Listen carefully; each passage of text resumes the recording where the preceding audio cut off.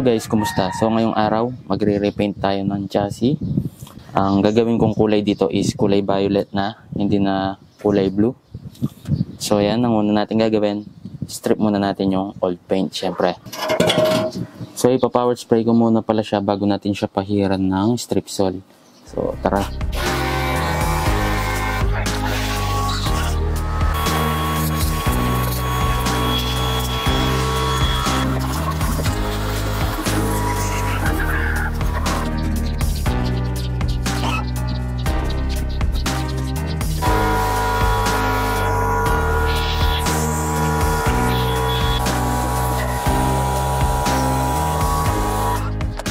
Okay guys, ngayon pwede na tayo mag-umpisang mag-strip.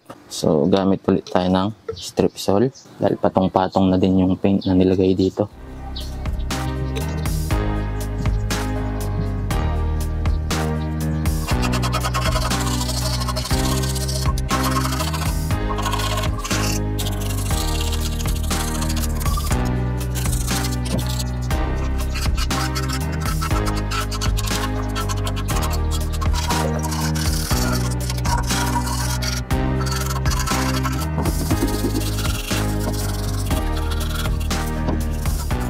Halos natanggal na natin yung paint. Ayan, na-strip na natin.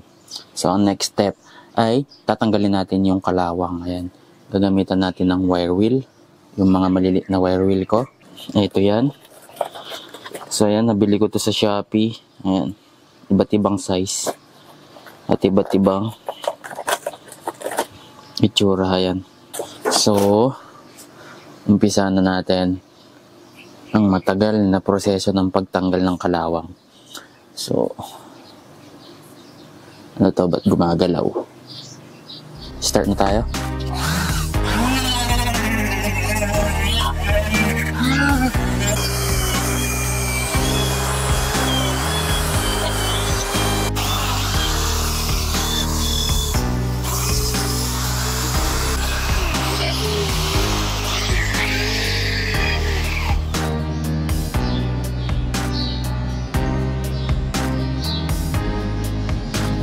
Okay, after na matinding bakbakan sa kalawang, ito na siya.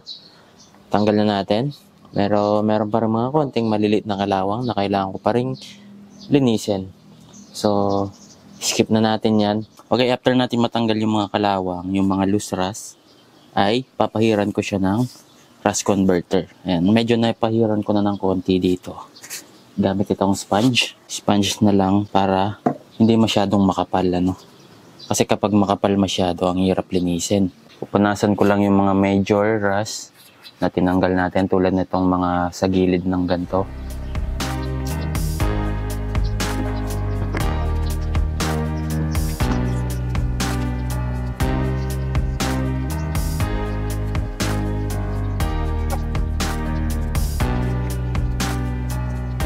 So yun mga boss, nailiha ko na siya after ko siyang i-rust converter. So pagkatapos mo siyang i-rust converter, wag mo siyang babanlawan ng tubig. So kapag binuhusan mo siya ng tubig, mangangalawang siya agad. Huwag nyo nang itanong paano ko nalaman. Ready na muna natin yung primer natin, tapos ibugan na natin. Okay, ang gamit ulit nating primer yung Easy Coat Epoxy Primer. Re-recta na to. Tapos yung catalyst natin, nag-iba yung kulay. Hindi ko alam kung bakit. Tapos thinner natin. Okay, ihalo lang natin ng mabuti, ano. So ayan, no, after nating ihalo yung pintura, umulan ng malakas, no. Bad trip. So ayan, pinahinto ko muna ng konti, baka kasi maambunan yung pinipaint natin. So ayan, pwede na tayong mag-spray. Papatuyuin na lang natin ng matagal hanggang bukas.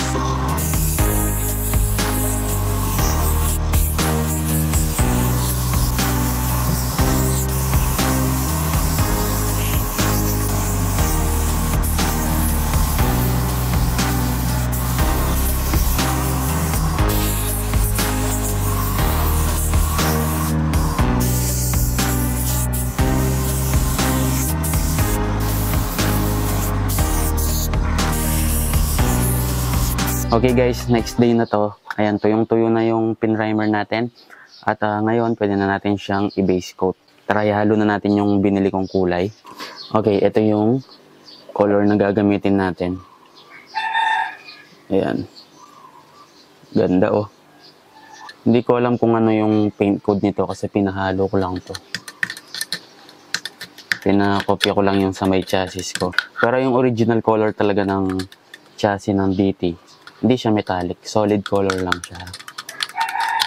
Ayan, custom color lang to guys. And mas maganda kasi siya pag ganyan. Catalyst or hardener. Tapos, yung thinner natin. Halo lang ng mabuti. Tapos, pwede na nating ibuga.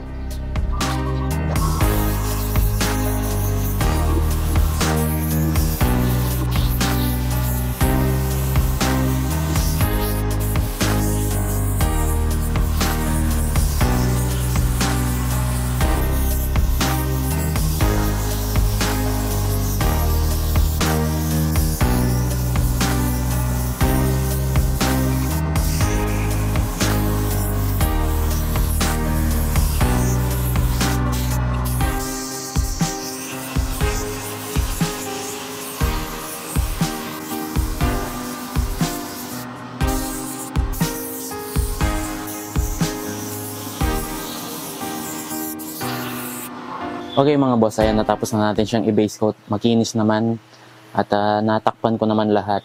Maganda talaga pag may flashlight na nakalagay sa gun. Makikita mo yung mga malinaw na part. So ngayon, ang final step natin is clear coat. So patutuyuin ko lang ng konti, ng mga 15 minutes itong base coat natin. Tapos pwede na tayo ulit magbuga. So ito yung gamit kong clear coat ngayon. Hindi na siya kailangan lagyan ng thinner at mabilis lang din siyang ibuga. So halo na natin. 4:1 naman ang ratio nito.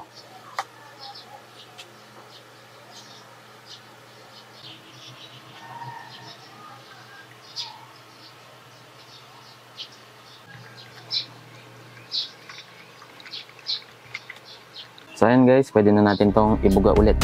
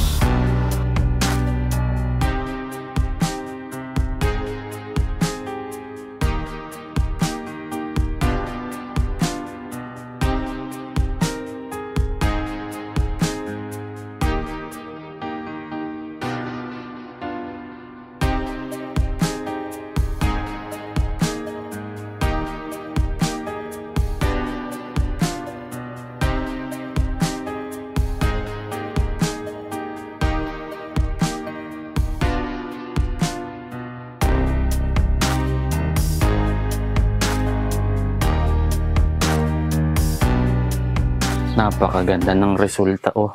So ayan mga boss, natapos na natin itong chassis natin. Ito na yung pinakamahirap na part ng restoration kasi napakahirap tanggalin ng kalawang at ng lumang paint.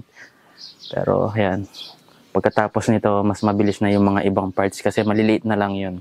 Makinis naman siya. Wala naman naging mga problema, ano. So ayan, hanggang dito na lang tong video na to. Kita-kits sa susunod na episode. Ride safe sa inyong lahat.